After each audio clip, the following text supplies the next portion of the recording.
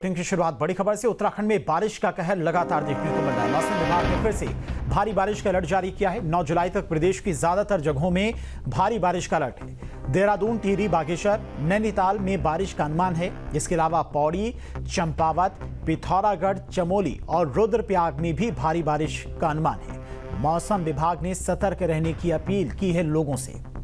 तो मौसम विभाग की तरफ से आज भी कई इलाकों में भारी बारिश को लेकर अलर्ट जारी किया गया है। देहरादून, नैनीताल, चंपावत, बागेश्वर और टिहरी में येलो अलर्ट मौसम विभाग ने जारी किया है।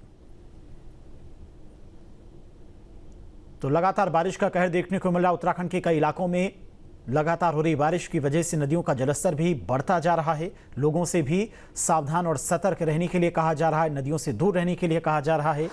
वहीं भूस्खलन की घटनाएं भी काफ़ी ज़्यादा बढ़ी हैं। कई राष्ट्रीय राजमार्ग सहित छोटे मोटे मार्ग भूस्खलन के चलते बंद पड़े हैं और अभी मुश्किलें और बढ़ सकती हैं, क्योंकि मौसम विभाग ने एक बार फिर से अलर्ट जारी किया है भारी बारिश को लेकर। देहरादून, टिहरी में भारी बारिश का अनुमान है। देखिए, अभी जो चेतावनी के लिए मैंने जैसे बोला कि आज और कल अगर देखें तो आज हमने जो ऑरेंज वार्निंग है उसमें देहरादून, टिहरी, नैनीताल और बागेश्वर को रखा है। इसके साथ जो हैवी है रुद्रप्रयाग, चमोली और जो आपका इधर पिथौरागढ़ डिस्ट्रिक्ट है उसको रखा गया है, पौड़ी को भी रखा गया है। तो इस तरह की एक्टिविटी है। और कल भी आप देखेंगे तो जो हैवी रेन है देहरादून, टिहरी, पौड़ी या नैनीताल है, बागेश्वर है, इनमें बिल्कुल संभावना है कि कल भी हैवी रेन्स रहेंगी। तो जो चारधाम लोकेशन हमारे जो कि आपका रुद्रप्रयाग और मुख्यतः जो आपका चमोली डिस्ट्रिक्ट है उसमें है, तो वहाँ भी अच्छी बारिश मिल रही है। इक्का दुक्का बीच में हैवी रेन्स भी मिल रही है। तो कहीं ना कहीं रास्तों में देखिए थोड़ी बहुत दिक्कत है। छोटे मोटे जो लैंडस्लाइड है वो बिल्कुल देखने को मिलते हैं। तो जो लोग जा रहे हैं आवागमन कर सकते हैं, लेकिन थोड़ा धैर्य रखना है। और उत्तराखंड के कई हिस्सों में बारिश से जनजीवन अस्त व्यस्त है। भारी बारिश के कारण प्रदेश में 74 से ज्यादा सड़कें बंद हैं। लोक निर्माण विभाग सड़कों को खोलने में जुटा है। कई जगहों पर पहाड़ से गिर रहे पत्थरों के कारण दिक्कतें हो सकती हैं। लोक निर्माण विभाग को अब तक 84 करोड़ का नुकसान हो चुका है। तो अब तक लगातार जिस तरह से भूस्खलन हो रहा है उसके चलते करीब पीडब्ल्यूडी को 84 करोड़ का नुकसान हो चुका है। पहाड़ से लगातार पत्थर गिर रहे हैं जिससे रास्ता बंद हो रहा है।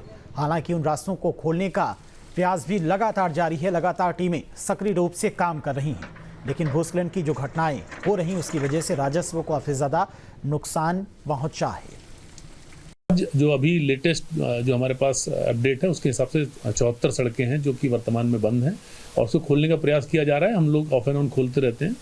जैसे बारिश बंद होती है इमीडिएटली हम लोग खोल लेते हैं। कई सारे छोटे स्लाइड्स या छोटा मलबा का स्थिति रहती है, जहाँ जो गांव के रोड होती है उनमें ज़्यादा प्रॉब्लम नहीं होती है, तो हम जल्दी खोलते हैं। कहीं मेजर प्रॉब्लम आता है तो उसको हम थोड़ा सा समय लगता है।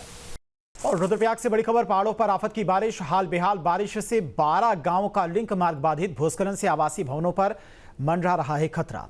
तो रुद्रप्रयाग में मूसलाधार बारिश से जनजीवन अस्त व्यस्त हो गया है। रुद्रप्रयाग में अलकनंदा और मंदाकिनी नदी खतरे के निशान पर बह रही है। पूरी केदार घाटी इन दिनों भूस्खलन की जद में है। कई गांवों के लिंक मार्ग बंद होने से उनका संपर्क मुख्य मार्ग से टूट गया है। ग्रामीण इन दिनों दहशत के माहौल में जीवन काटने को मजबूर हैं। वहीं दूसरी ओर पाली सरूड़ा गांव को जोड़ने वाले मोटर मार्ग पर जगह जगह भूस्खलन होने से यातायात बाधित है।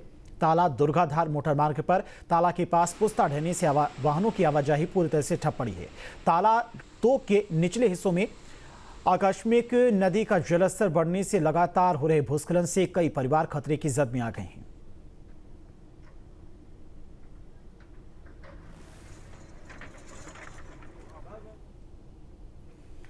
और देहरादून से बड़ी खबर, भारी बारिश के बाद कारगी ग्रांट में बढ़ा पानी। लोगों के घरों में घुसा पानी। पानी घुसने से लोग घरों से बाहर निकले हैं।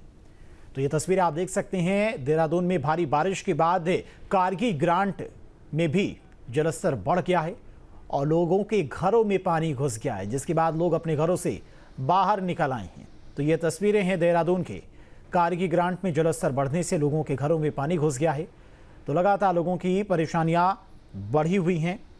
हालांकि जहां पर खतरा ज़्यादा है वहां पर लोगों को सुरक्षित जगहों पर भी पहुंचाया जा रहा है। प्रशासन की टीमें, आपदा प्रबंधन विभाग की टीमें लगातार हर मुस्तैदी से काम करती हुई नजर आ रही हैं। देहरादून में खसरा और रूबेला जैसी संक्रामक बीमारियों को जड़ से खत्म करने के लिए स्वास्थ्य विभाग 21 जुलाई से विशेष टीकाकरण सप्ताह की शुरुआत करने जा रहा है। यह अभियान सितंबर तक चलेगा। और वहीं इस विषय पर बात करते हुए मुख्य चिकित्सा अधिकारी देहरादून मनोज शर्मा ने कहा कि जल्दी इस अभियान की शुरुआत होने जा रही है और साथ ही जगह जगह देहरादून के वार्ड में आशाओं के द्वारा जागरूकता अभियान भी चलाया जाएगा। अभियान का उद्देश्य बच्चों को MR वैक्सीन से प्रतिरक्षित करना है और इस टीके से बच्चों में बीमारी का खतरा नहीं रहेगा। साथ ही जो भी बच्चे किसी वजह से छूट गए हैं उन्हें ये टीका लगाया जाएगा।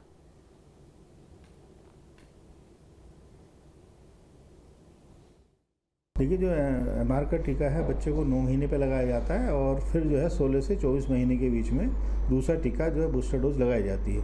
तो दोनों डोज जब लग जाती हैं, मीजल्स और रूबेला MR वैक्सीन इसको बोलते हैं, तो जब दोनों डोज लग जाती है तब माना जाता है कि बच्चे का वैक्सीनेशन MR को लेके कंप्लीट हो गया। तो देखने में आया है कि कुछ केसेस जो है अभी भी हमारे फीवर विद रेसेस के आते हैं, जो सस्पेक्टेड मीजल्स हैं उसके केसेस आते हैं, रूबेला के भी केसेस होते हैं। और जैसे आप जानते हैं कि जो मीजल्स है, अगर मीजल्स किसी को इन्फेक्शन होता है तो उसके जो कॉम्प्लिकेशन होते हैं, जैसे निमोनिया होता है, डायरिया होता है, या आँख में कॉम्प्लिकेशन होता है, कॉर्नियल ओपेसिटी हो जाती है, तो उसकी वजह से जो है बच्चों में कई डेथ भी देखी जाती है। और इन सबको ध्यान में रखते हुए MR सरकार का ये मनसा है कि जो हमारा मीजल्स है, रूबेला का एलिमिनेशन जो है वो सुनिश्चित किया जाए। और पौड़ी में कावड़ मेले की तैयारियों को लेकर जिलाधिकारी स्वाति एस भदौरिया ने लक्ष्मण झूला कैंप कार्यालय की समीक्षा बैठक की है। डीएम ने सभी विभागों को समर्पण के साथ काम करने के निर्देश दिए और लापरवाही बरतने पर PWD दुगुड़ा के अधिशासी अभियंता और जिला पंचायत के अपर मुख्य अधिकारी को कारण बताओ नोटिस जारी किया। उन्होंने ये साफ किया कि श्रद्धालुओं की सुविधा और सुरक्षा में कोई भी लापरवाही बर्दाश्त नहीं की जाएगी।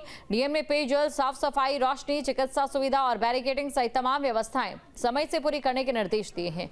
वन विभाग और जिला पंचायत को सोलर लाइट्स लगाने, स्वास्थ्य विभाग को एम्बुलेंस और दवाओं की व्यवस्था करने, सिंचाई विभाग को डबल बैरिकेडिंग और जल संस्थान को मंदिर तक पानी पहुंचाने की जिम्मेदारी सौंपी गई। सभी विभागों को आपदा प्रबंधन की SOP जल्द तैयार करने को कहा गया। वहीं पुलिस विभाग ने SPO को ड्यूटी कार्ड जारी कर जिम्मेदारी भी सौंपी है। और हमारी जो पूरी टीम थी, बिजली, पानी, रोड आदि सभी के साथ में पूरा कांवड़ क्षेत्र का निरीक्षण किया। चाहे वो सड़क मार्ग है, चाहे पैदल मार्ग है, मंदिर वाला एरिया है, पार्किंग है, सभी शौचालय, बिजली, पानी, सभी चीज़ का डिटेल्ड निरीक्षण किया। जहाँ जहाँ पे पानी एक आध जगह पे ऐसा लगा कि शौचालय से भी पानी कनेक्टेड नहीं है, उनके लिए उनको निर्देशित किया गया है। एक बड़ी पार्टी है जिला पंचायत की जहाँ पे शौचालय की इतनी कमी पाई गई, उसके लिए भी बताया गया है। साथ ही जितने हमारे जो पैदल वाला रास्ता है उसमें सोलर लाइट्स आदि की व्यवस्था के लिए भी इनको निर्देशित किया गया। और साथ में जो एलिफेंट प्रोन जोन्स हैं या फिर कोई भी डेंजरस जोन्स हैं, कुछ हमारे घाट्स हैं ऐसे डेंजरस, उन सबकी सुरक्षित रखने के लिए भी निर्देशित किया गया। जहाँ भक्ति है हर शब्द में, कथाओं में छुपे हैं दिव्य रहस्य और ज्योतिष देता है जीवन को दिशा। धर्म से जुड़ी हर बातों को जानने के लिए हमारे चैनल स्तुति को सब्सक्राइब करें। चैनल पर जाने के लिए इस लिंक पर क्लिक करें।